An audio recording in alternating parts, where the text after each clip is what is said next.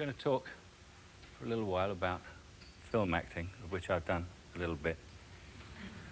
And the first thing that will happen to the audience is, of course, for the rest of the day, they will be completely ignored because you don't exist. My fellow actors and I can regard you as the crew, right? And once you're in front of that camera, nobody exists. Nobody, except the other person in the scene. And what we do, we actors who are in the movie, we hang on to each other's eyes. That's the most important thing in film. Eyes, eyes. If you're fair and you've got blonde eyelashes like I have, you wear mascara, because if you have blonde eyelashes and you're in a movie, you might as well be in a radio play. In the cinema, it's a very, very infinitesimal space you have in which to work. So this is our movie camera here, and we use that as the movie camera all through this show. So what I'd like someone to do is to put down a mark for me. Is there an assistant who can put down a mark for me to hit for a close-up? We just need a piece of tape or a bit of chalk or something. I thought it was going to panic everybody that I asked for something. Just, where am I? Let me just see where I am. Pull it up, the camera up a bit. Is that as high as, that's it. Just hit there. Put it on my feet there. Now I've got to come in and get to there. If I go to there, in a movie camera, I've gone through the focus, because the focus ends here, and the focus ends here, and so if I'm back here, I'm fuzzy. So the way to do that is to get on the mark, and if you're going to say a line, you go backwards. So when you go forwards, if you're going to say a line, and then you're on the mark. That's the first simple lesson. With a close-up, which I've started with close-ups because they are eventually what sells you in a movie, because people see your eyes. And I'll take my glasses off. What you get in the cinema, my friends here, watch the monitor. What I often see in television or cinema is people who are looking at someone else and they change eyes. Can I have some? Come stand here, Simon. You stand off camera, and then I will look at you. Stand. Always remember, if you're doing a close-up with somebody, you are the off actor, the one who's off the set. Get as close to the lens as possible to bring the other actor around to the most advantageous for him, which is right round to the lens. So you don't pan right, cameraman, because you'll hit something. Now, you see actors, and they're acting, and they change, and it's an infinitesimal thing in the eyes, is they change eyes as they're talking. Can you see my eyes changing there? Yes. Just, I'm changing eyes. Yeah. And I'm blinking. Now, that is two of the worst things to do. First of all, you never change eyes, and what you do is you pick an eye. Now, which eye do you pick? I look at, with this eye, because the camera is there, I look at this eye, at your eye there, which brings my face, you can see. If I look with this eye at that eye, look what you get. You see the difference? But it's the same look. And if I keep blinking, it weakens me. But if I'm talking to you, and I don't blink, and I just keep going, and I don't blink, and I keep on going, and I don't blink, you start to listen to what I'm saying. And it makes me a very strong person, as opposed to someone who is sitting there going, which is someone who's completely flustered. The camera is like somebody who loves you deeply. It's the most incredible of mistresses or lovers, whichever sex you are, because it will love you forever, in spite of the fact that for the rest of your career, except on given occasions, which we will come to, you ignore it. It does not exist. You never look into it, you never know it's there. You just hold the eyes of the other person and listen. And listening is really what acting is all about for movies. It's not like the theatre. It's an entirely different situation. When I was in the theatre, I was inadvertently given some advice by the theatre producer. When very young, I was in repertory in Lowestoft. And he said to me, "What are you doing, Michael?" And I said, "Nothing, sir." He said, "What? What do you mean, nothing?" I said, "Well, I haven't got anything to say." So he said, "What do you mean you haven't got anything to say?" He said, "Of course you've got things to say. You have got wonderful things to say. But you sit there and listen, think of these extraordinary things to say, and then decide not to say them." That's what you're doing. And that is the greatest piece of advice I can give to someone who wants to act in movies, is to listen and react. But also, when you get really close to the camera, if some directors go in for a massive close-up, the thing that people never do in real life is they don't say, "Oh, I don't want to go out, I'll, you know, no, I'll have the egg and chips, you know." But you will see actors doing that all the time. And so when you get in here, that doesn't look so obvious until you get in here, you know. So, but you've got to just be. There is no one here. It's just you and me. You'll be standing there. And there isn't even a camera. And you just say, "Well, no, I don't think I'll have the egg and chips. I'll have the caviar and bellinis. Shall I?" And they say, "Well, no, what do you really want?" And you say, "Well, he's not doing anything." And it's a story of Jack Lemmon, who was working with George Cukor. It was his first movie, and he come from Broadway theatre. And he kept doing it, a scene. George would say, "Cut, less, Jack, less." Jack would do it again. George, "Cut, less, less." Again, "Cut, less." And Jack finally said, "Look, if I do any less, I'll be doing nothing." And George said, "Now you've got it." But there is a sort of feeling that you have to get.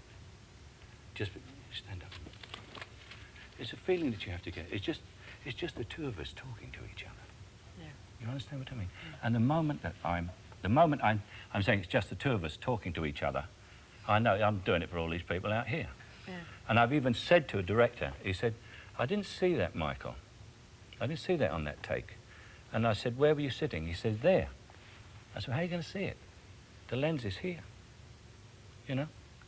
And so what you're doing, and the test for this is like, supposing you were rehearsing a scene. So I'm standing here talking to you, and we're rehearsing a scene, and the director comes up, or assistant director or someone, will come up and say, "Oh, I'm sorry, I see you're rehearsing," and he goes away. If he can see that we are rehearsing, then we're not doing it right. What should happen is we should be talking just to each other. Yeah. And the director, the assistant or the friend or other actor should come up and join in the conversation as though it's a real conversation. And you say, "We're rehearsing." And they say, "Oh, I didn't realise." Okay? Has anybody got any questions?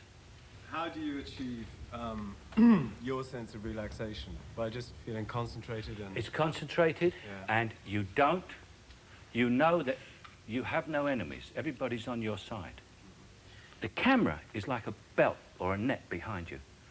And someone's standing behind you and saying, "Look, you can relax, it's okay. You don't have to push it." Like, say, in the theatre. You don't have to push it, just relax and let it come out. If you do it right for them, for this camera, it will catch you every time you fall back. It's watching you, it's your friend, it loves you, and it is listening and watching everything you do. You don't have to do it big. You don't have to shout and scream. And nobody exists except us six, right? I'm talking to you now. You got a question? Well, I was just about the you're saying about listening Yeah.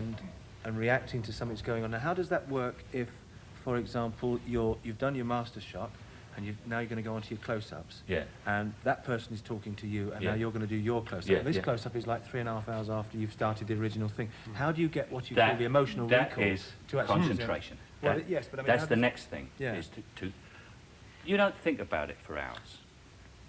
You don't think. What you do is, you see, you get actors who will say, God, I saw the rushes yesterday, and I didn't like that thing where I did that, and I don't go and see rushes. I sit on the set, and I'm figuring out what I'm going to do next, right? Anybody smoke? You got a cigarette on you? Now you come up here and light it with me, and smoke with me, and we'll have a talk while we're talking. Yeah, I've got a light here.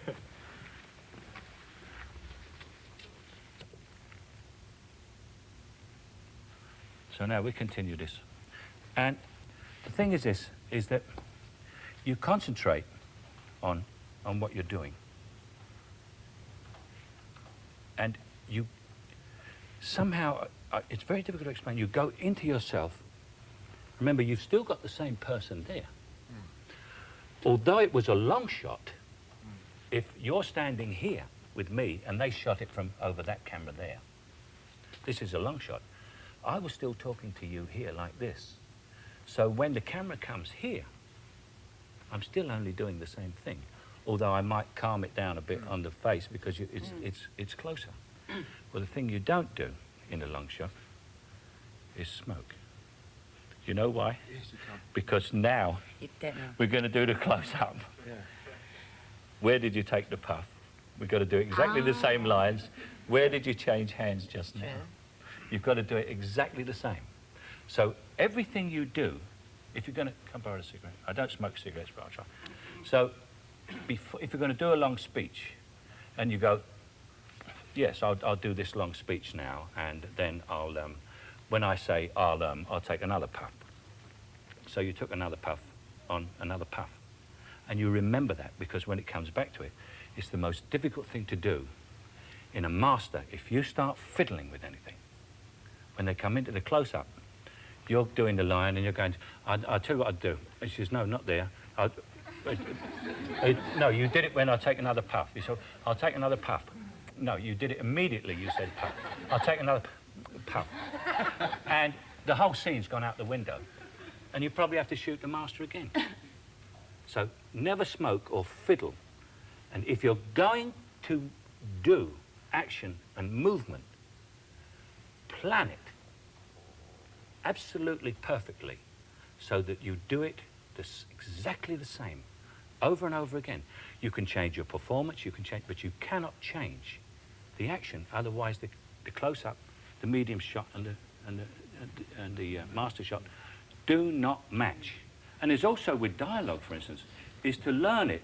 You learn it until you know it, but you've got to learn it over and over and over again until you're sick of it.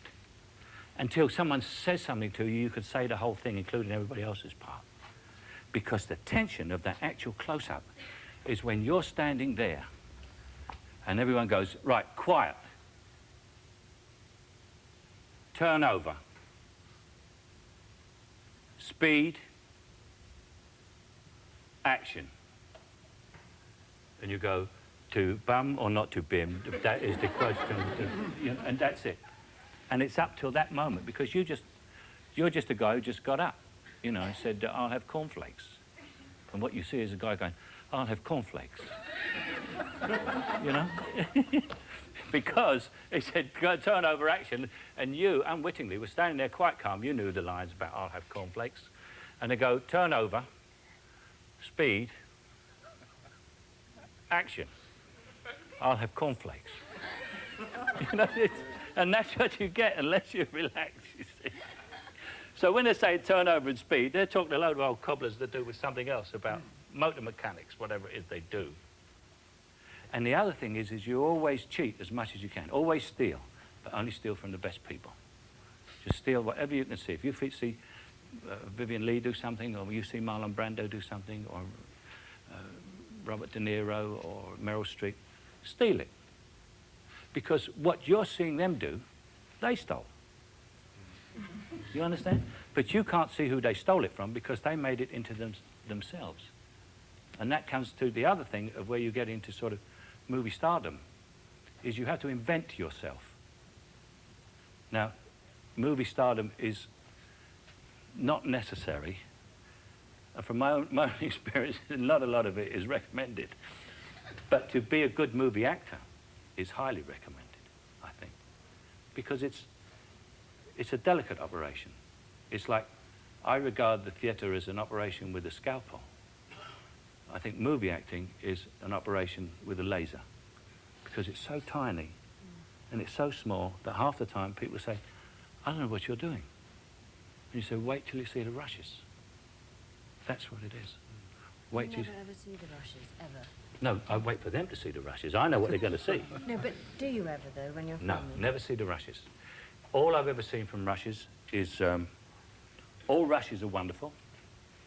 Everybody buys their yachts in rushes and go bankrupt at the premiere. All rushes are wonderful. Anybody who you speak to about the rushes, if you were that foolish, says they're wonderful. But what you don't realise is you say to makeup, how was rushes? They say, wonderful. Her lipstick was just, it was wonderful. You say to hair, how was the rushes? Oh, you should have seen the parting there, it was great. Everybody watches their own thing. And if you go to rushes, you will watch yourself. And nothing else. And in actual fact, it should be a stranger to you. It's someone else. The director, if he's any good, will tell you what you will like. You cannot bluff your emotions. You cannot bluff this fella. No. Or lady. This lady here, you need do nothing. But you must You feel. ignore- Surely yeah, you must feel, and you must look, and you must listen, because she will see everything you do, and she will pick it up. You don't have to throw it to her, and she'll love you, even though you ignore her for the rest of your life. She'll still love you when you're 60. I'm banking on that. I'm 53.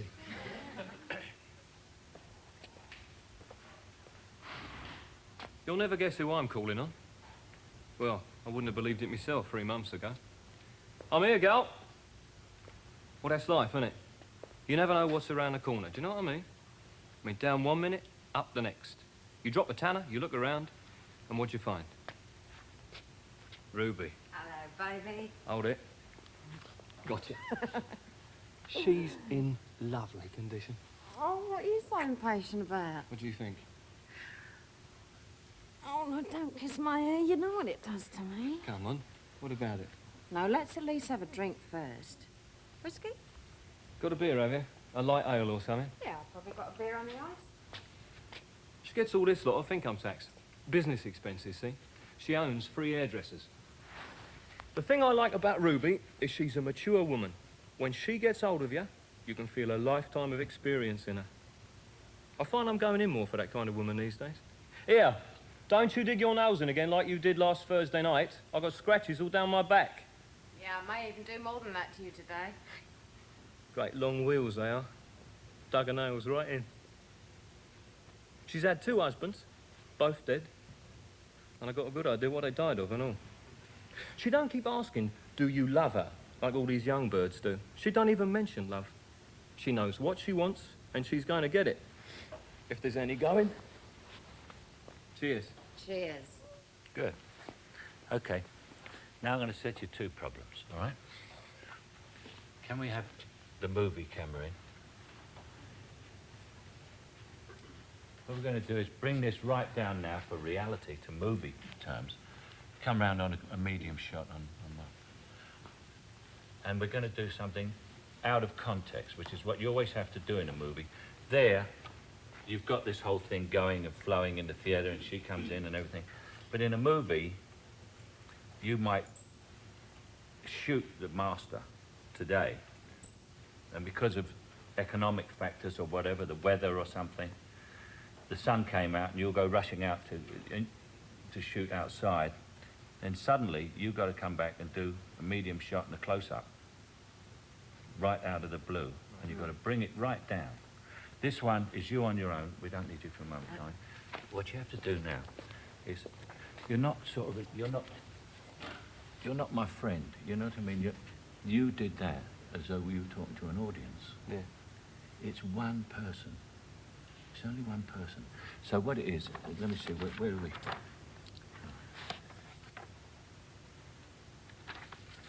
See, gets all this lot off income tax.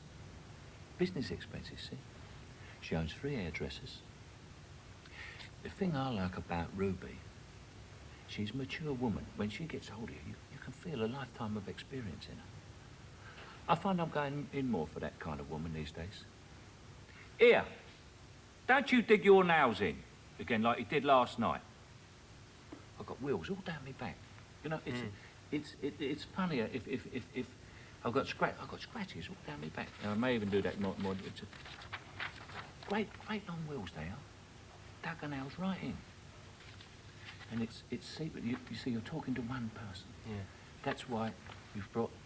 We could have the camera right over there, and you could stand up, and you could address everybody. Yeah. What we used in Alfie was the camera as a best friend, not Right. as an audience. Yeah. And remember, in movies, the camera is always your best Yes. friend. You know what I mean? Yeah. So what you do is relax into it. You're just talking to your best mate. That's all. Right. And you look straight at your best mate and I say, here, she gets all this lot of income tax, you know. Mm. She's got 3 hairdressers. Yeah. You know, she had 3 husbands, all dead. I think I know. You know, Yeah. because it's not the theatre. It's just you talking to your best mate.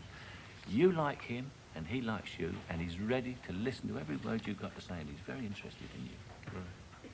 And that is your best friend. Try it again. She gets all this lot off income tax. Business expenses, see? She owns 3 hairdressers. Now, the thing I like about Ruby is she's a mature woman. Now, when she gets hold of you, you can feel a lifetime of experience in her. I find I'm going in more for that kind of woman these days. Here, don't you dig your nails in again like you did last Thursday night. I've got scratches all down my back. Yeah, I may even do more than that to you today. Yeah, great long wheels they are. Dug her nails right in. She's had 2 husbands, both dead, and I've got a good idea what they died of and all. She don't keep asking, do you love her, like these young birds do. She don't even mention love. She knows what she wants and she's going to get it, if there's any going. Cheers. Good, much better. Let's go in really close on that now. Now, look at the monitor. Oh. You see? Right, yes. Now, anything, if you go, oh, shit. Yeah, no faces. Right. No faces. Everybody pulls faces. People, when they talk to you, they don't come up and say, excuse me, could you tell me where Woolworths is?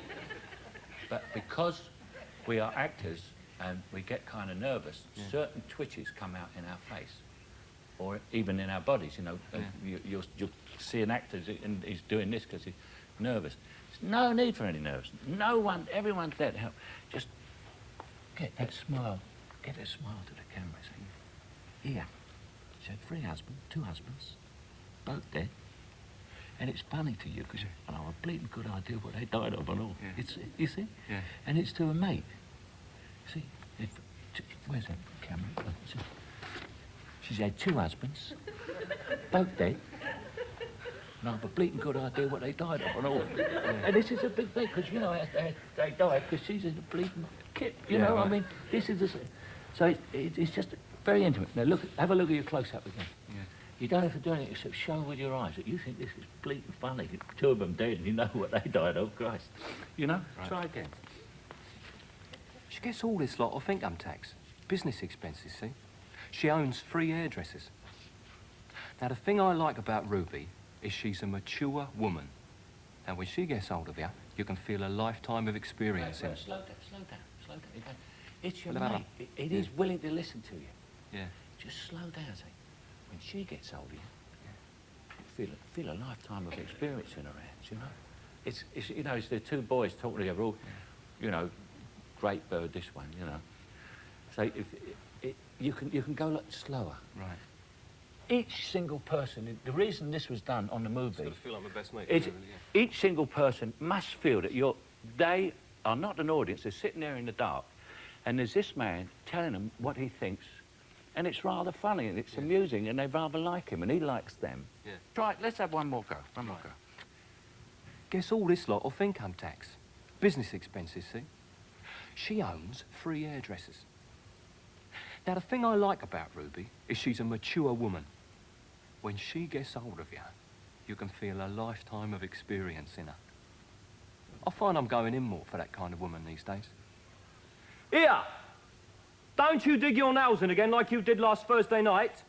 I got scratches all down my back. Yeah, I may even do more than that to you today. Yeah, great long wheels they are. Dug her nails right in. She's had 2 husbands, both dead. And I've got a good idea what they died of and all. She don't keep asking, do you love her, like all these young birds do. Do you know, she don't even mention love. She knows what she wants, and she's going to get it. If there's any going. Cheers.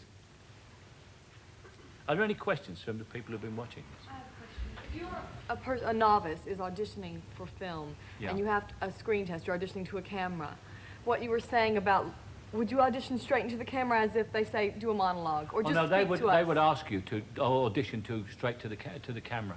So straight They into might the do lens. it, but it's highly unlikely. Most screen tests are done with another actor, not necessarily the great star who won't come down because you're a novice, but someone, they'll hire an actor they'll put it on you like this, and then they'll do a close-up, and they make you turn sideways, and then they'll say, here is a scene, and they'll pick one of the more difficult dialogue scenes from the picture, and then you'll do this scene with the other actor off, the back of the head actor.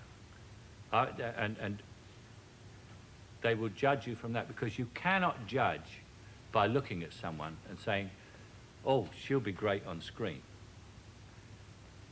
Nobody knows what it is, but until you see the person on screen and they start to do their work, you don't know what's going to happen. And something happens to some fortunate people, and everyone wants to look at them, and that's it. That's what happens.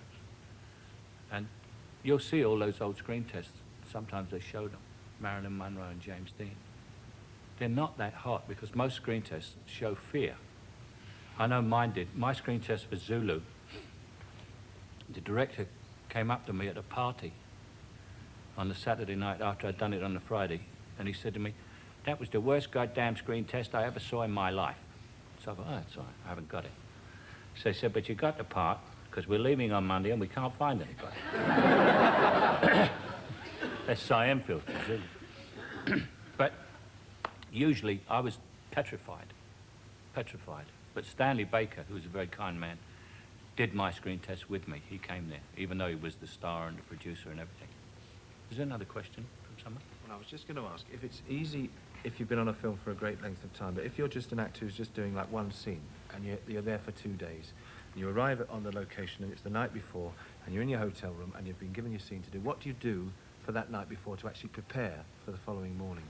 Apart from just learning the lines. You've learnt the lines, we assume. Yeah. I go through and do exactly the performance over and over again, exactly what I'm going to do. I rearrange the furniture, I get the things in the right place, I put out the cups and saucers or whatever it is, you know, and time the dialogue to when I put that down. Because as I was telling you about continuity, you can screw yourself up with props all the time. But the hardest thing to do on a movie is to come in once the movie's been on for a while, because you're standing there, you don't know anybody, everybody's saying, good morning, Charlie, how are you? Get me a cup of tea. Hello, Mr. The star comes on, he's usually a pain in the neck, you know, a bit conceited, and it doesn't talk to you because you've only got a small part. And I've done this, and you stand there and you're nerve-wracked. And you know, and especially if there's a whole big scene goes on, and then you've got the last line. You may only have one line. You know, and the cavalry comes down the hill, and all the beach explodes, you know, and you say, quick, the Germans are crumbing. And everybody goes, oh. One line, one goddamn, who got this guy? Who brought the casting director comes in and says, what's the matter? He said, guy can't say one line. But you're standing here, you're saying, Jesus, is all those troops coming over? It'll take 2 hours to put the explosives back in. Then the great star says his great long speech absolutely perfectly. And you go, the Germans are coming. Can we, and then always the actor says, can we post-sync that? Would it be all right to do, and the guy goes, no. You've got to do it again. And that's the hardest thing to do, to be a one-day actor. Yeah. Mr. Anderson, Sydney is bursting with creative ideas about your play. I've never seen him so enthusiastic. This young man has written a play. He's an unknown playwright. He sent it to a famous playwright. This famous playwright is on the downward path. He's had nothing but flop plays, and he's really written out. And the young man's play is brilliant. And what he's done is arranged that he is going to take the young man's play and kill him. And the wife is watching this and trying to talk him out of killing him. But what the plot actually is this. These two are homosexual lovers and have set this up in order to get rid of the wife. And it's very wrong of you to have offered to give it to him. I'm the one in this household whose eye is on the checkbook. I'm going to make a suggestion to you, Sydney. It's going to come as a shock to you, but I want you to give it your grave and thoughtful and earnest consideration. Will you do that? Will you promise to do that for me? Put aside the play you're working on. Yes? Put aside the play about Helga ten Dorp and how she finds murderers and keys under clothes dryers. Put it aside, Sydney, and help Mr. Anderson with his play. Collaborate with him. That's what I'm suggesting. That's what I think is the fair and sensible and rational thing to do. Death Trap by Clifford Anderson and Sidney Bruhl. Put aside the drowning wife. I thought it was frowning. Frowning. Well, how much can I move this? Sorry. Yeah, you're right. That's you're all right. right. Just do it naturally. Put aside the drowning Don't wife. feel. No, that's Yeah, a terrible thing in the thing. process. Don't feel restricted. Just a- You, yeah, but if you can do that, yeah. Frowning? What do you mean frowning? It's the drowning one. Yeah. Who ever heard of a title? It's Yeah. Groucho Marx. Eh? Yeah. Who ever heard of a title? Frowning wife, yeah. Yeah, it's the silliest thing I ever heard. Drowning. Put aside the drowning wife. I thought it was frowning. Frowning. What kind of title would that be? The drowning wife. It will keep, Sydney. People are always interested in sidekicks who can point at someone and say, that man murdered that man. Put it aside, Sydney, please. Do for Mr. Anderson what George S. Kaufman did for you. Well, that's a very persuasive speech, Myra, and obviously very sincerely felt, though how it must have sounded to Clifford. Wow, I suddenly feel as if I'm on the spot. You are. Myra has put you there. As a matter of fact, she's put us both there. Oh, Sydney, I just felt I should bring it up now. May I just say, first of all, I'm overwhelmed, really honored and staggered that Sidney Bruhl would actually consider the idea of putting aside one. I mean, there I was in that theater when I was 12 years old, and who would think that someday I'd be standing here weighing You up get the the chance gist of this passage? But the thing is, it's as if I went to a doctor, one of these world's leading specialists, and he recommended major surgery. Can I just say something? When he says, let me just sit there for a second here. Let me show you something. Watch that monitor there. You say to me about the speech about when I was 12 years old. Yeah. I mean, who would think that I'd be sitting in that theater aged 12 years old and that someday I would have the opportunity to be Yes, we get the gist of the... Right. You see what I mean? I reacted to 12 years old. You know, he's saying, you know, but you saw me do it, and I did it in movie terms, and because they could see the monitor, they laughed at it, which is what it's there for, you know. It's, do it again. I mean, there I was, sitting in that theater aged 12 years old, and who would think that someday I'd be standing Yes, here? we get the gist of the message, Clifford. You know, now he's sitting there a bit teed up about it. You know, not only is she having a go at him, the lover's coming up with... You know what I mean? So I want to see that pass over your face, you know. You have to listen very carefully to every goddamn thing he says, because you don't know what the hell he's going to say. Yeah. You know? And he could drop you in it now. Yeah. With one wrong word, he could give the game away to her. Right. And you've got her on the other side not cooperating properly. Can I just say something about Yeah. that? Because you've got quite get mobile on that. Is that if when you've got the camera on you like that and it's that close up and you're concerned about the camera. Yeah, I and tell you what. is there, No, you don't worry about it. Listening, let me just finish. And listening, and also is in the end you kind of think, well, oh, and so the face gets like that. Yes. Yeah. Do you know what I mean? That's Because that's why I stopped you. Your I face know. went like that. No, I know. Yeah. You Times started to are get frozen That's into right. that. But you see, put it on me. Now I'm in this close up, right? So I'm listening. But I mean, I can't go like that, and I can't go like that. No. But I can go. Yeah. And I can use my eyes, because I'm looking at him, and he says 12 years old, and you go to Celia.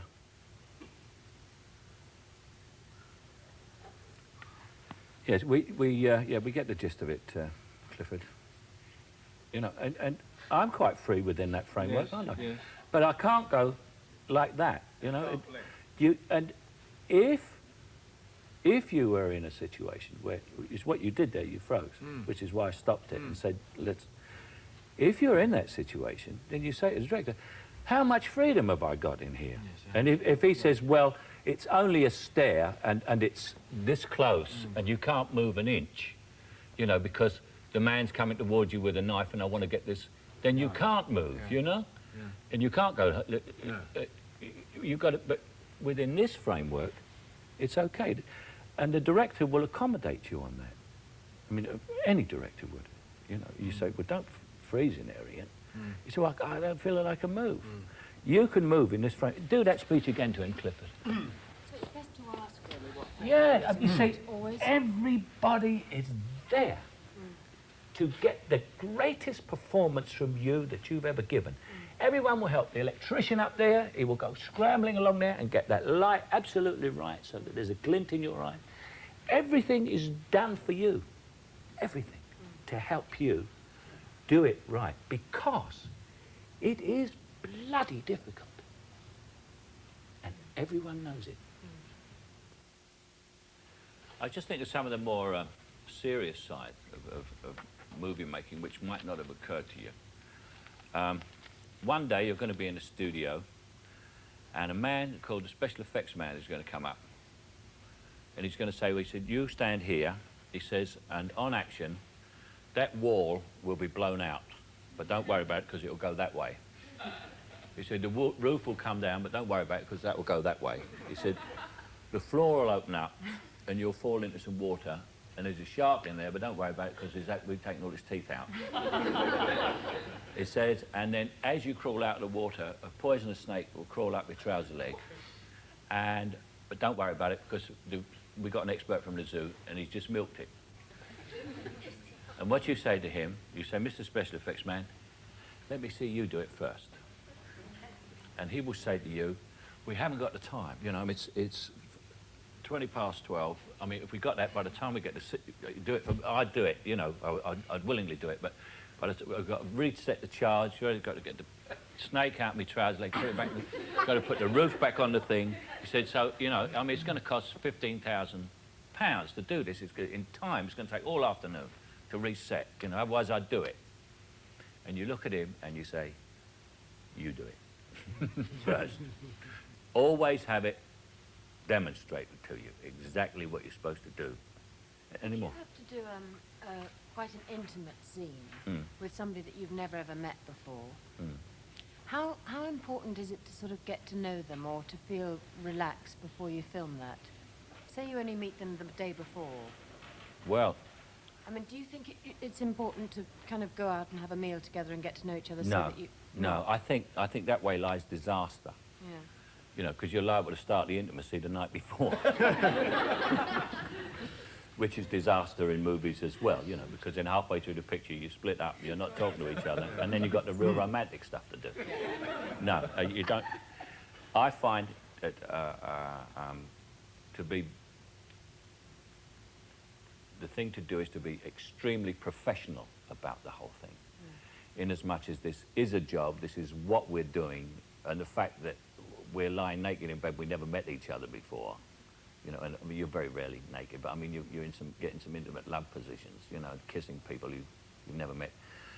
Provided it's done, I mean, what I do is I joke about it a lot so that the female side of it, of the thing, is never under the impression that I'm getting off on it on a freebie or whatever, you know what I mean? Yeah. But it's also another thing that I do.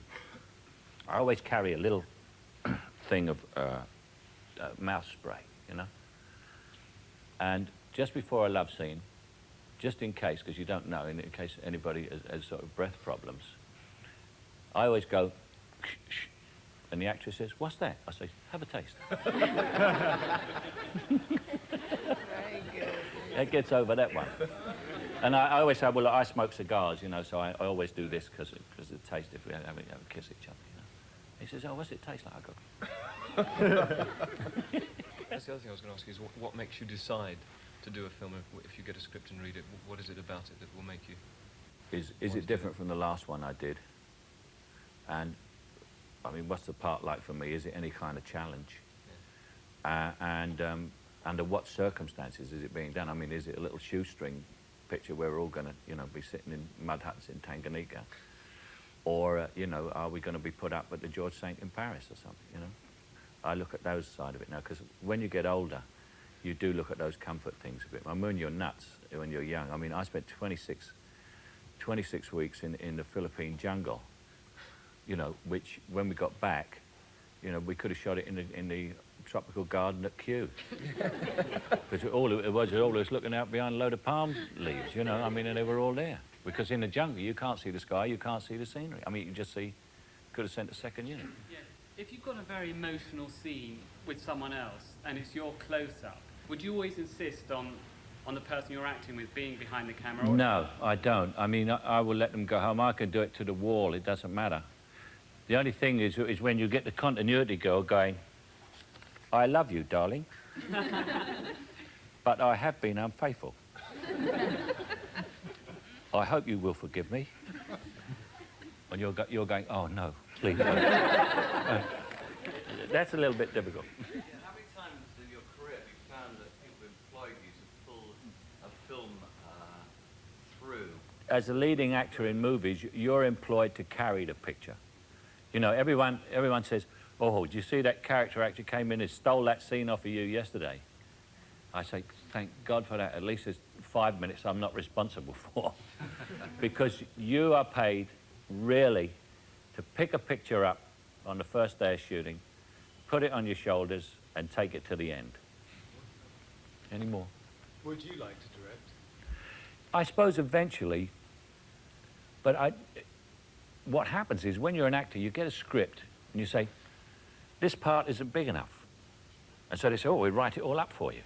And then they write it all up, and you say, Jesus Christ, I'm working every day. That's what happens. And I suddenly thought, the director works 3 months before the picture starts and 4 months after it's ended. In the period that a director does a picture, an actor like me who works a great deal will have done 4, you know? And so there's an economic reason for me not becoming a director. We're going to do Educating Rita now. And I always remember I came over and I saw the play, and I was in Los Angeles, and I had a picture to do with Sally Field, who just won the Oscar.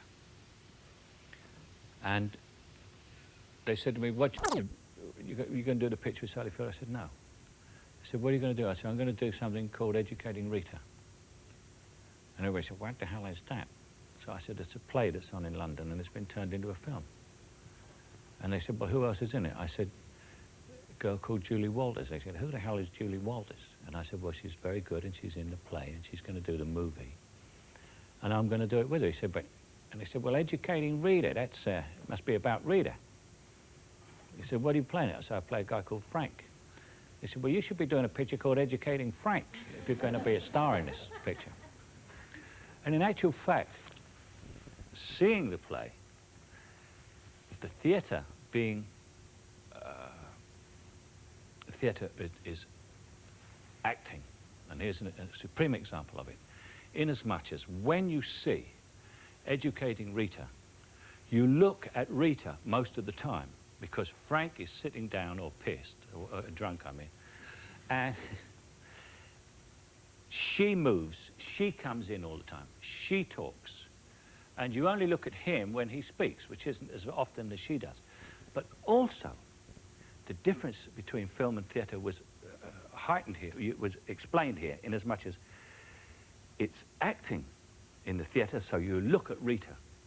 But in the movie, you have to cut to Frank for his reaction, otherwise what she did has no meaning. And if there's one thing that I can do in movies is react. And that's kind of where a movie actor earns his living.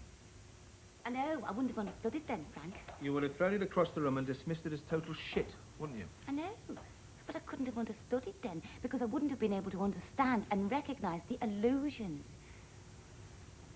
Oh, I've done a fine job on you, haven't I, Rita? Oh, it's true, Frank. I can see now. You know, from now on, I'm going to change, like you, I'm going to change my name. From now on, I shall insist upon being known as Mary. Mary Shelley. Do you understand that illusion, Rita? What? Mary Shelley, she wrote a little Gothic number called Frankenstein. So? This clever, pyrotechnical pile of self-conscious illusion is worthless, talentless shit. There is more poetry in the telephone directory and probably more insight. Its one advantage over the telephone directory is that it's easier to rip. It is pretentious, characterless, and totally without style. It's not. Oh, I don't expect you to believe me, of course. You understand the hallmark of literature now, don't you? Why don't you just go away and leave me alone? Don't think I can bear it any longer. Can't bear what, Frank? You, my dear. You. Cut. Now we're going to a close-up. We want to go from, I'll tell you what you can't bear. Did you get up at all there? I did before. Yeah, well, get up. All right, get up. He'll yeah. follow you. He knows all that. When are you going to get up? Tell him. Can't bear, I'll tell you what you, yeah. Another I'll tell trick. you what you can't. Another trick Yeah. that I haven't told you. Let me... This is what happens to the cameraman when you don't know. I'll tell you what you can't bear. I've gone right up out of it. Take him up with you, you see. Look. I'll tell you what you can't bear. You see, he hasn't got a hernia now. You understand? That's another thing to remember, honestly. The number of actors who go, I tell you, and the guy's going.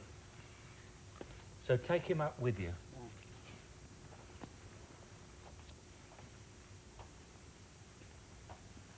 Go, I don't think I can bear it any longer.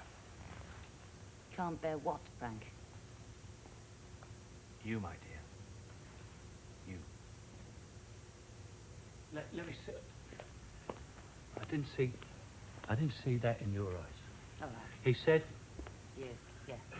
you can't bear what, Frank? And he said, you, my dear, you. That's one of the most hurtful things anybody ever said to you. And it doesn't result in you crying. Anger. Because you are what you're like, anger comes. That's why we get this next speech. Yeah. Because no one said as hurtful, anything as hurtful as that to you. Certainly not him. Let me see it in your eyes. Right. The sudden hurt and then the anger. I don't think I can bear it any longer. Can't bear what, Frank? You, my dear. You. Yeah. Yeah, well, I'll tell you what you can't bear, Mr. Self-pitying piss artist. What you can't bear is that I'm educated now. I've got what you've got, and you don't like it. I don't need you. I've got a room full of books. I know what clothes to wear, what wine to buy, what plays to see, what books and papers to read. I can do without you. Is that all you wanted? Have you come so far for so very, very little? Oh, yeah. It's little to you, isn't it? It's little to you who squanders and mocks every opportunity and takes everything for granted. Found a culture, have you, Rita? Found a new song to sing? No, you found a different song, that's all.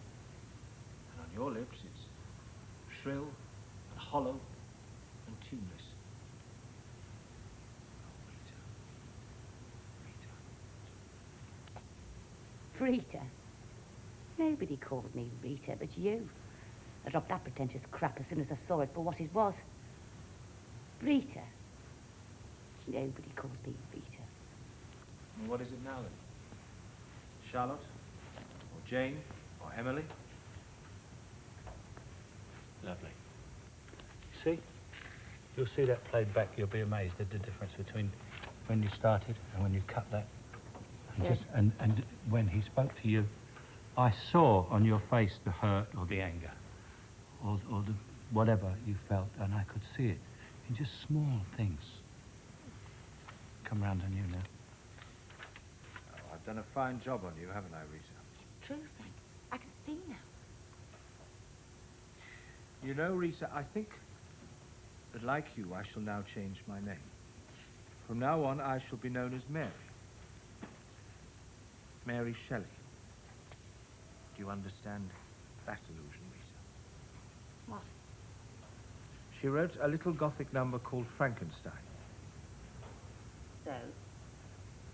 This clever, pyrotechnical pile of self-conscious illusion is worthless, talentless shit.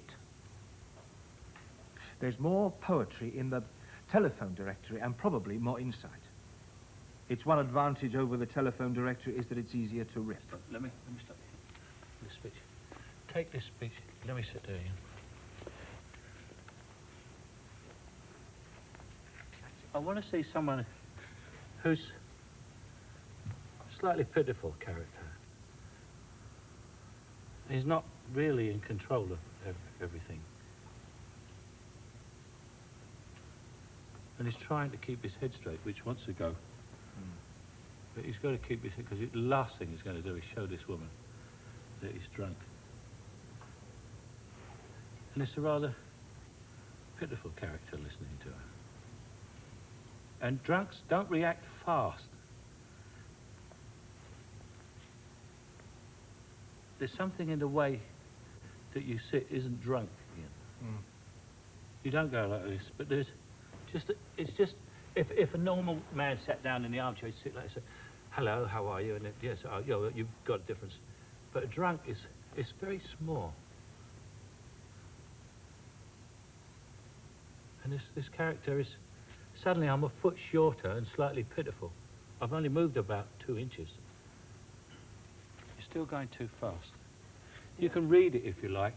No, I know it. If you wait, but forget about it, you know, but it's, this clever pyrotechnical pile of self-conscious illusion is worthless, talentless shit,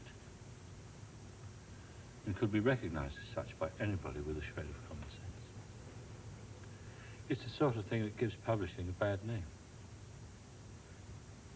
Wit. You will find more wit in the telephone book. The only advantage this has over the telephone book is that it is easier to rip.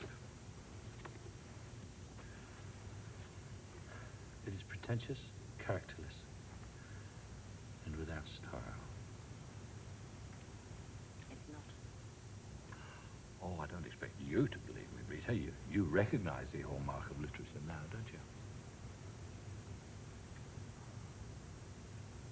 Why don't you just go away? I don't think I can bear it any longer. Can't bear what, Frank? You, Rita. You. You understand what I mean? Yes, I do. Slower. Take it easy, Ian. Listen, and then feel everything. Do you think then on film acting, and the difference between film and stage is you do take your time much more on film? Yeah, because you can do things, you see, which people can't see. I mean, if I'm doing that, is there a camera on me at the moment? Yeah, is there? All I've got to do is go. And that's a big movement. You go, what did he do? What happened there? Someone's coming. You know, you create tension. Just do that. Right. Or that. Nothing.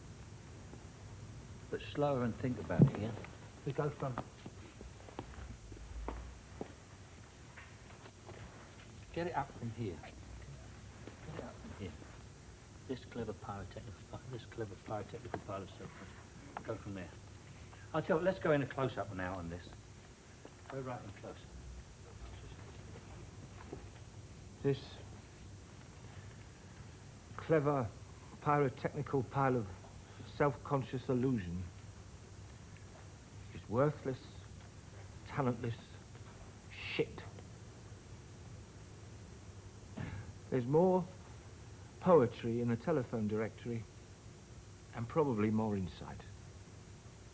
Its one advantage over the telephone directory is that it's easier to rip. It is pretentious, characterless, totally without style. It's not. Oh. I don't expect you to understand me. Of course, you understand the hallmark of literature now, don't you? Why don't you just go away and leave me alone? Don't think I can bear it any longer. Can't bear what, Frank? You, Rita. You.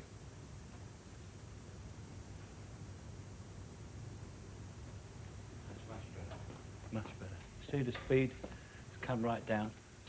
It's easy. And In a way. it's easy. I told you. Yeah. I told you. I mean, it's gonna, yeah. Movie acting is relaxation. It's easy. If you are knocking yourself out, you're doing it wrong. I regard the theatre as an operation with a scalpel. I think movie acting is an operation with a laser.